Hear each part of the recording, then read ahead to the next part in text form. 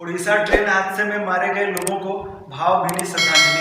तो आज बात कर रहे हैं हम लोग जो उड़ीसा में भीषण ट्रेन हादसा हुआ है उसके बारे में। 2 तारीख दिन शुक्रवार को उड़ीसा के बालासोर में जिले में भीषण ट्रेन हादसा हुआ। क्या हुआ? भीषण ट्रेन हादसा हुआ है जिसमें 288 लोगों से ऊपर लोग मारे गए हैं और लगभग 900 से अधिक लोग घायल हुए वहाँ पे। ये एक ट्रिपल ट्रेन हादसा है। यहाँ पे 3 ट्रेनें आपस में कैसे टकरा गई और ये कितना बड़ा हादसा हुआ है। आप इस बात से अंदाजा लगा सकते हैं कि देश में अब तक का सबसे बड़ा ट्रेन हादसा है। पूरे देश में अब तक का सबसे बड़ा ट्रेन हादसा है और पूरे वर्ल्ड में, पूरे विश्व में 20 सालों के अंदर जो जितने हादसे हुए हैं ट्रेन के हादसे, उनमें सबसे बड़ा ट्रेन का हादसा ये हुआ है। आप खुद सोचिए, 288 लोगों की मृत्यु हो गई। कितने? 288 लोगों की मृत्यु हो गई है और लगभग 900 से अधिक लोग घायल हुए हैं। 900 से अधिक लोग घायल हुए। ये आंकड़ा 288 आंकड़ा को आप आंकड़ा ना देखिए, इसको परिवार की तरह देखिए। आप खुद सोचिए कि 288 लोगों की लाशें जहाँ पे गिरी होंगी, वहाँ का उस समय का वहाँ मंजर कैसा रहा होगा। आप खुद सोचिए, 288 लोग जब अपने घर से निकले होंगे किसी काम की तलाश में, अपने सपने लेके गए होंगे, किसी शहर में जाने के लिए इसमें बैठे होंगे कि वहाँ जाएंगे, अपने सपने को पूरा करेंगे, कमाएंगे, पैसे को घर भेजेंगे, घर पैसा आएगा तो घर की आर्थिक स्थिति सुधरेगी। ये सारे सपने लेके इसमें लोग बैठे थे और कितने लोग ऐसे सपने यहाँ पे काम करके अपने घर जा रहे थे, इस उम्मीद से जा रहे थे कि हम अपने घर में जाएंगे, अपने परिवार के लोगों से मिलेंगे, अपने फैमिली से मिलेंगे। ये सारे उनके अंदर सपने थे, लेकिन उनको क्या पता था कि ट्रेन इतना भीषण हादसा हुआ, ये सारे के लोग मारे गए। ये इतना भीषण ट्रेन हादसा हुआ है कि पूरा देश जो है वो दहल गया है। अब ये ट्रेन हादसा हुआ कैसे, इसके बारे में एक बार देखेंगे। इसकी मुख्य 3 बिंदु हम लोग चर्चा करेंगे। पहला, ये घटना कैसे हुई। दूसरा, इस घटने को रोका जा सकता था, इस घटने को डेफिनेटली रोका जा सकता है। तीसरा, चूक कहाँ हुई और घटने का जिम्मेदार कौन है। तो एक एक करके समझते हैं। सबसे पहले हम देखते हैं घटनाक्रम क्या है, ट्रेन का पूरा घटनाक्रम क्या है, इसको एक बार देखते हैं और समझते हैं उस दिन एग्जैक्ट हुआ क्या था। तो सबसे पहले समझते हैं, ये देखिए बंगाल का शालीमार रेलवे स्टेशन है। क्या है? बंगाल का शालीमार रेलवे स्टेशन है ये। और इस ट्रेन को जाना था अपने नियमित समय से, आप इसको जाना था चेन्नई सेंट्रल जाना था।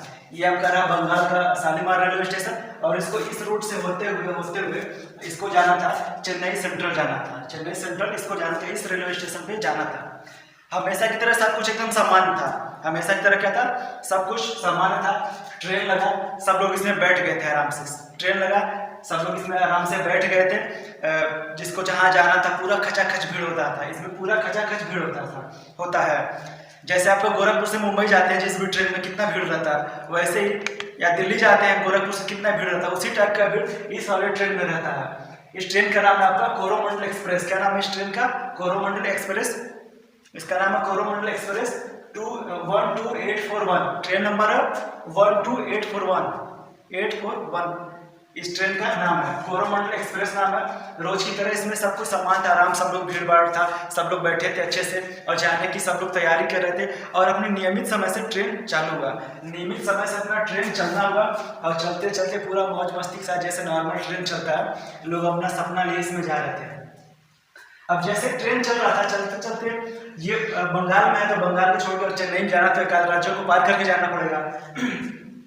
उसके बाद आपका है उड़ीसा। ये ट्रेन चलते चलते उड़ीसा में प्रवेश करती है। उड़ीसा के बालासोर जिला में ये प्रवेश करती है। ट्रेन क्या होती है? उड़ीसा में यहाँ से चलते धीरे धीरे आती है आपके उड़ीसा के बालासोर में। उड़ीसा के बालासोर में ये ट्रेन आ जाती है, यहाँ पे चलते हुए कहाँ पे आ जाती है? उड़ीसा के बालासोर में ट्रेन आ जाती है और ये ट्रेन पूरे फुल स्पीड से रहती है। कितने?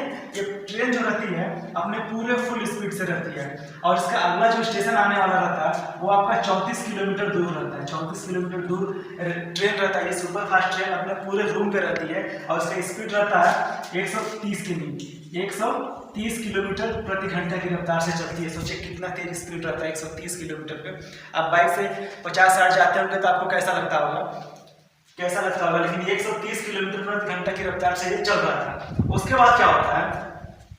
बीच में आता है एक बहनाम बाजार रेलवे स्टेशन। बीच में क्या आता है? एक बहनाम बाजार रेलवे स्टेशन आता है, जो कि इसको यहाँ पे नहीं रुकना होता। ये सुपर फास्ट गाड़ी हर जगह तो रुकेगी नहीं, ये चलता रहता है, आराम से चलता रहता है पूरे स्पीड में। तभी सामने क्या दिखता है? तभी सामने दिखता है कि एक मालगाड़ी खड़ी है। क्या है? यहाँ पे दिखता है एक मालगाड़ी खड़ी हुई है। अब ड्राइवर जो इसके लोको पायलट होता है वो जब तक समझे तभी तक इतना जोर से टक्कर होता है जो मालगाड़ी होती है उसमें, कि पूरा ट्रेन जो होता है इसका जो कुछ पहिया होता है इसके ऊपर चढ़ जाता है। इसका जो कुछ पहिया होता है ये अपना जो कोरोमंडल एक्सप्रेस होता है इसका कुछ पहिया इसके ऊपर चढ़ जाता है, जो मालगाड़ी रहती है मालगाड़ी के ऊपर चढ़ जाती है, इतना जोर झटका लगता है। और उसके बाद क्या होता है, पीछे का जो बोगी रहता है वो टेढ़ा मेढ़ा हो जाता है, वो बिखर के टेढ़ा मेढ़ा होके जो इसके बगल वाला ट्रैक रहता है उस पर आ जाती है। यहाँ पे 3-4 ट्रैक रहते हैं, इसका क्या होता है 3-4 ट्रैक रहते हैं और पीछे वाला जो पहिया रहता है वो बिखर के इधर उधर बगल वाले रूट पे आ जाती है, बगल वाले लाइन पे आती है। अब संजोग देखिए उस समय कितना खराब रहा होगा उस समय। पीछे से एक और ट्रेन आती है, पीछे से एक और हावड़ा एक्सप्रेस आती रहती है, पीछे से हावड़ा एक्सप्रेस आती रहती है। और इससे क्या होता है, जो ये पीछे का जो ये जो क्या कहते हैं जो बोगी रहता है उससे भी जोरदार टक्कर हो जाता है, उससे भी क्या हो जाता है इतना जोरदार टक्कर हो जाता है, इसके भी कुछ जो बोगी रहता है हवा में उड़ जाता है और इसके चिथड़ उड़ जाते हैं। इसमें इसी तरह का हादसा हुआ था। इसको आप कह सकते हैं ट्रिपल ट्रेन एक्सीडेंट था। क्या था? Triple train accident. एक तो ये ट्रेन जो कोरोमंडल एक्सप्रेस आ रही थी, दूसरा टकरा गई थी ये जो मालगाड़ी खड़ी थी, और पीछे जो हावड़ा एक्सप्रेस आ रही थी उससे भी टक्कर हो गया।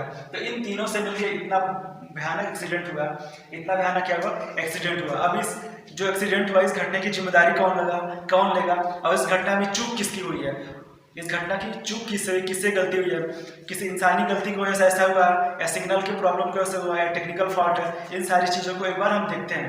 अब ये जो ट्रेन हादसा हुआ है, इतना भीषण ट्रेन हादसा है, इतने लोग मारे गए हैं, इतने दर्दनाक जो हादसा हुआ है इसको कैसे रोका जा सकता था, और बाकी भविष्य में इस तरह की हादसा ना हो इस पर कैसा ध्यान देना चाहिए, क्या करना चाहिए था। अपने देश के साइंटिस्ट, अपने देश के जो इंजीनियर लोग हैं उन्होंने विकसित किया कवच प्रणाली। महाराष्ट्र के जो इंजीनियर हैं पुणे के, उन्होंने विकसित किया था 2022 में ही कवच प्रणाली। इससे कैसे ट्रेन हादसे को रोका जा सकता है, आमने सामने की टक्कर को कैसे बचाया जा सकता है, उसको समझते हैं कवच को ये कैसे काम करता है। तो सबसे पहले समझेंगे ये जो ट्रेनें होती हैं, कभी कभी फॉग की वजह से या कोहरे की वजह से सामने पता नहीं चल पाता कि कौन सी ट्रेन आ रही है, एक ही रूट पे कौन सी ट्रेन आ रही है। कभी कोहरे की वजह से, कभी सिग्नल वीक की वजह से, कभी ड्राइवर की गलती से, तो पता नहीं चल पाता सामने से कोई ट्रेन आ रही है और अचानक क्या होता एकदम पूरी जोरदार टक्कर हो जाती है, जैसे अभी हुई है। इसको रोकने के लिए कवच बनाया गया। कवच कैसे काम करता है उसको देखते हैं। जैसे यहाँ पे डिवाइस लगा होता है, यहाँ पे जो डिवाइस लगा रहता है ये कनेक्ट रहता है अपना सेटेलाइट से। किससे कनेक्ट रहता है? आपका जो सेटेलाइट होता है अंतरिक्ष में जो लगा होता है उससे ये कनेक्ट रहता है, और ये जीपीएस में काम करता है। ग्लोबल पोजीशन सिस्टम आता है ना, जैसे ग्लोबल पोजीशन सिस्टम पे ये काम करता है। जैसे आपका मोबाइल है, आप फोन से बात करते हैं ना या नेट चलाते हैं तो आपका जो लोकेशन खुला रहता है ट्रैक हो जाता है कि आप किस जगह से बात कर रहे हैं, कहाँ पे हैं, दोनों मोबाइल एक दूसरे से कनेक्ट हो जाता है। वैसे ही इस दोनों ट्रेनों में जो डिवाइस लगाया गया है जीपीएस सेटेलाइट से कनेक्ट होता है और एक दूसरे को ट्रेन इस प्लेटफॉर्म पे इस रूट पे जितनी भी ट्रेन है उनका लोकेशन बताता रहता है। एक चीज़ ऐसे काम करता है। दूसरा इसमें क्या लगाया जाता है? दूसरा इसमें लगाया जाता है UFA, क्या लगाया जाता है? सॉरी UHF लगाया जाता है, अल्ट्रा हाई फ्रीक्वेंसी। क्या होता है? Ultra high frequency. ये जो डिवाइस लगाया जाता है इसको क्या कहते हैं? UHF कहते हैं। क्या कहते हैं? UHF अल्ट्रा हाई फ्रीक्वेंसी होता है। ये क्या करता है? अपने सामने कनेक्ट करता रहता है। ये क्या करता है? अपने सामने देखता रहता है फ्रीक्वेंसी के माध्यम से, ये भी वेव छोड़ता रहता है। दोनों क्या करता है? वेव छोड़ता रहता है, तरंग छोड़ता रहता है। और जब इसके सामने 3 किलोमीटर पहले कोई ट्रेन रहता है उसमें अगर ये लगा रहता है वो भी सिग्नल छोड़ता रहता है, तो इसको पता चल जाता है, ये दोनों को एक दूसरे को पता चल जाता है कि सामने से कोई ट्रेन आ रही है। अब ये क्या करता है? अब ये काम कैसे करता है? अब ये काम जैसे इसको पता चल जाता है तो ये काम करता है एंटी क्लोजियम डिवाइस पे ये काम करता है। तुरंत क्या करता है? ये जो ब्रेक रहता है ब्रेक को तुरंत आदेश देता है, ब्रेक को तुरंत समझाता है कि सामने ट्रेन है, जल्दी रोको नहीं तो गड़बड़ हो जाएगा। ये ब्रेक को वो कहता है, ब्रेक अपने आप धीरे धीरे लगना चालू हो जाता है और 1 किलोमीटर पहले ही 1 किलोमीटर पहले ट्रेन क्या होता है? रुक जाता है। 1 किलोमीटर पहले ट्रेन रुक जाता है और हादसा होने से बच जाता है। तो ये सवाल है यहाँ पे, जब इस तरह की सुविधा अपने देश में, तो सभी ट्रेनों में ये जो डिवाइस है कवच, इसको लैस क्यों नहीं किया गया था कोरोमंडल ट्रेन में, जो कि देश की प्रतिष्ठित ट्रेनों में से एक है।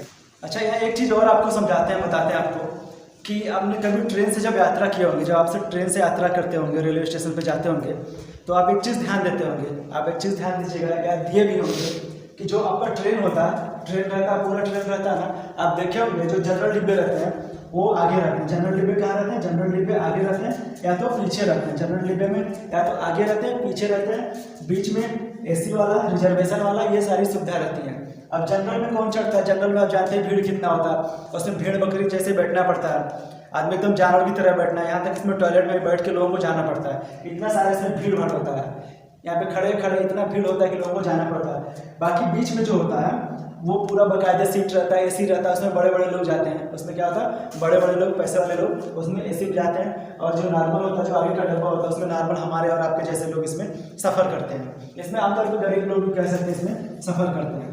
तो ऐसा क्यों ट्रेन का डिजाइन किया जाता है कि अगर कोई घटना हो या दुर्घटना हो, आगे से टक्कर हो या पीछे से टक्कर हो, तो पहले जो ट्रेन का जो बाहरी हिस्सा है, जो आगे का हिस्सा है या जो पीछे का हिस्सा है, वो पहले डैमेज हो या नुकसान हो। ऐसा है क्या? ऐसा क्यों होता है? ऐसा क्यों होता है कि आगे और पीछे का हिस्सा नुकसान हो, जबकि इसमें ज़्यादा पब्लिक बैठे रहती है? इन जो बोगियाँ होती है, इससे ज़्यादा जो पब्लिक होती है जनरल वाले में बैठी होती है, भेड़ बकरी जैसे इतना जनसंख्या उसमें रहता है। तो ऐसा क्यों बनाया जाता है? ताकि जब टक्कर हो, किसी जोर से टक्कर हो, जो आगे के लोग हैं जनरल वाले वो मर जाएं और पीछे जो लोग हैं वो मर जाए और बाकी जो साहब लोग हैं वो बच जाए। ऐसा करके बनाया जाता है क्या आप भी यही सोचते हैं? तो ऐसा नहीं होता, ऐसा नहीं होता। इसका रेलवे जो जवाब दिया है, ये बताया गया है रेलवे की तरफ से, इसलिए ऐसा ये बनाया जाता है ताकि आप खुद सोचिए, जो जनरल बोगी होता है उसमें ज़्यादा भीड़ भाड़ रहती है, ज़्यादा लोग उसमें बैठते हैं। अगर ये जनरल बोगी उठाकर बीच में लगा दिया जाए तो रेलवे स्टेशन क्या हो जाएगा? जाम हो जाएगा। क्या हो जाएगा? पूरा रेलवे स्टेशन जो होगा बीच में ही जाम हो जाएगा। बाकी ये साहब लोग इधर जा नहीं पाएंगे, इधर जा नहीं पाएंगे तो दिक्कत होगा और यहाँ पे पूरा जाम हो जाएगा। और कभी आपात स्थिति भी आ जाए, कोई घटना हो जाए, दुर्घटना हो जाए, जो हमारे एनडीआरएफ की टीम होती है, सुरक्षा कर्मी होती है, जब लोगों को बचाना होगा हादसे के टाइम, तो पूरा भीड़ यही रेलवे स्टेशन के बीच में इकट्ठा हो जाएगा, उनको आने जाने में या बचाने में दिक्कत होगा। इस तरह से क्या होता है, जब जनरल बोगी पीछे और आगे रहती है तो अधिक से अधिक जनसंख्या इधर शिफ्ट हो जाती है और आधी जनसंख्या इधर शिफ्ट हो जाती है। बीच में पूरा खाली हो जाता है, सबको आने जाने के लिए रास्ता क्लियर हो जाता है, इसलिए कोई दिक्कत नहीं होता। तो ये वजह है कि रेलवे को इस तरह फॉर्मेट करके डिब्बे को बनाया जाता है। तो ऐसे ट्रेन हादसे जब भी होते हैं उसमें दो टाइप की दिक्कतें आती है, या तो ह्यूमन एरर रहता है या सिग्नल प्रॉब्लम रहता है। ह्यूमन एरर मीन्स इंसानी गलती रहता है, या किसी इंसान से गलती हुआ रहता है, या टेक्निकल कुछ फॉल्ट रहता है, या सिग्नल वीक रहता है, सिग्नल ठीक ढंग से नहीं मिल पाता, इसलिए घटना हो जाता है।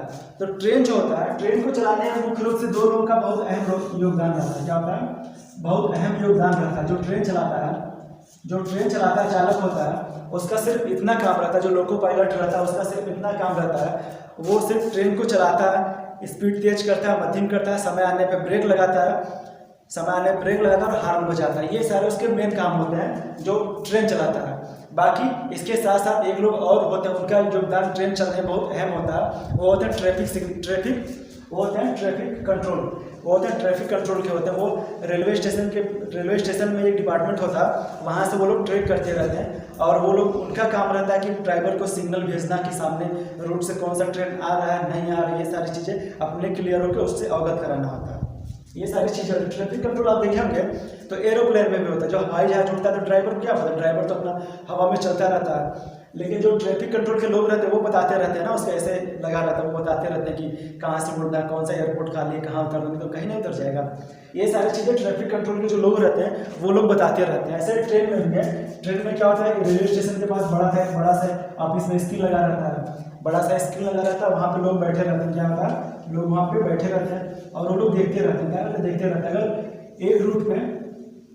अगर एक रूट में दो ट्रेन है, अगर इधर से भी ट्रेन है, इधर से भी ट्रेन, तो वहाँ पे रेड बत्ती जलता रहता है। क्या होता है, रेड बत्ती जलता रहता है। अगर ट्रेन क्लियर है, अगर रूट क्या है क्लियर है, तो वहाँ पे हरी बत्तियाँ जलती रहती है। ये सारी इन्फॉर्मेशन ये लोगों जो पायलट होता है, जो ड्राइवर होता है, उसको ये लोग बताते रहते हैं और ट्रेन क्या अच्छे ढंग से चलता रहता है। अब ये जो घटना हुई, इस घटना के लिए किसी एक लोगों को जिम्मेदार तो अभी नहीं कहा जा सकता। अभी जो जांच रिपोर्ट है वो आनी बाकी है, लेकिन आमतौर पे होता है कि जो जांच कमेटी की रिपोर्ट होती है आम पब्लिक के पास तक नहीं पहुंच पाता और आम पब्लिक सही जानकारी नहीं जान पाती है। तो इसमें सबसे बड़ा यही सवाल है कि जो अपने देश में जो सिस्टम बना हुआ है, कवच का जो सिस्टम बना हुआ है, ये क्यों नहीं लागू किया गया था? इतना महत्वपूर्ण ट्रेन है। और जो चूक हुई है इसमें, एक चूक और भी बताया जा रहा है, कुछ इंटरनल सोर्स से वो चीज़ें हैं रेलवे के द्वारा पहले अवगत कराई जा चुकी हैं कि रेलवे में जो संख्या है, ह्यूमन पावर है, वो कम है। रेलवे में जो संख्या है, रिक्त बहुत सारे पद उसमें खाली हैं, सीट खाली हैं, तो सरकार भर्ती भी नहीं कर रही है उसमें। अब ये जो ड्राइवर है, जो स्टाफ है, इनसे 12-12 घंटे से अधिक काम लिया जा रहा है। 12-12 घंटे से भी अधिक काम इनसे लिया जा रहा है। आपको बताइए, ट्रेन चलाना बहुत रिस्की काम होता है, मेंटली प्रिपेयर होना पड़ता है, फिजिकली प्रिपेयर होना पड़ता है, और इससे लगातार इतना काम लिया जा रहा है तो जाहिर सी बात है कंसंट्रेशन जो होता है कम हो सकता है इनका भी। तो सरकार को भी चाहिए कि रेलवे में जो भर्तियाँ कम है, रेलवे की भर्ती जो नहीं हो रही, सीट इतने खाली है, उसको भर के ये सारी कमियों को पूरा किया जा सकता है। बाकी जो रिपोर्ट है जांच आने के बाद ही पता चलेगा। और इस हादसे में जितने लोग मर गए हैं उनके परिवार के प्रति संवेदना व्यक्त करते हैं और आशा करते हैं कि दोबारा फिर से इस टाइप से ट्रेन हादसा ना हो, और इसकी नैतिक जिम्मेदारी है वो रेलवे को लेना चाहिए। मिलते हैं नेक्स्ट वीडियो में, तब तक के लिए थैंक यू, बाय।